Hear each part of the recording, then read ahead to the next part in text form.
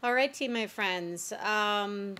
We are back at it right now with a little bit of a video tutorial about web links. And I wanted to show you a sample from the elementary level and from the secondary level where we have teachers who use the feature of linking to websites very effectively. So we're going to start by taking a look at the elementary sample. This is Jill Heath's course page. And I'm going to scroll down past the spelling lists and past the sharing circles and down to the first grade reading websites block. Each one of these is an individual link to a resource that Mrs. Heath has deemed to be of good quality for a first grader. And so she clustered all of those in the first grade block. And then she's got a bunch of links to the math websites and curriculum related websites as well. So she just links individually to them and she devotes the entire block to them. That's an interesting way of doing that. Now let's take a look at the secondary example. This is a health science course, Jane Kleinman's from the high school.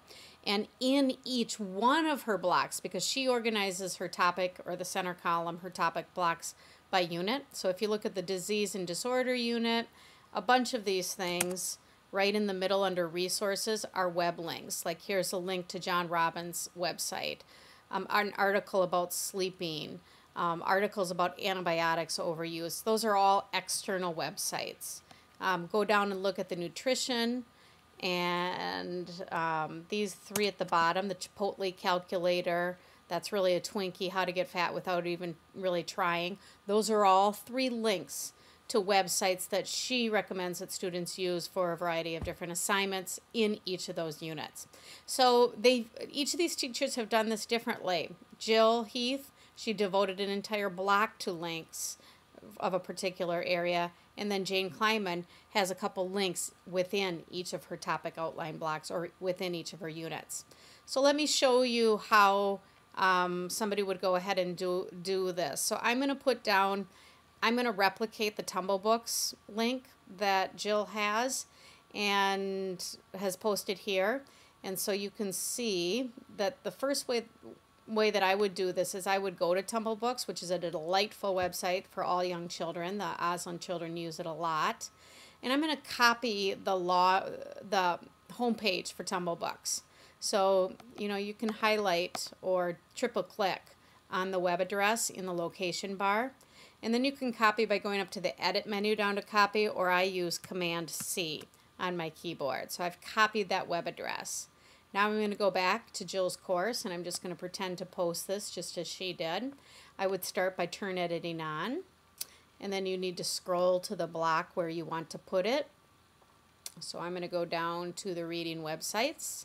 And then you're going to click on Add a Resource and link to a file or a website. In the last video, we linked to a file. This time we're going to link to a website. So you've seen this page before. So the name is the text you want for your hot link. So I'm just going to make this grammatically correct.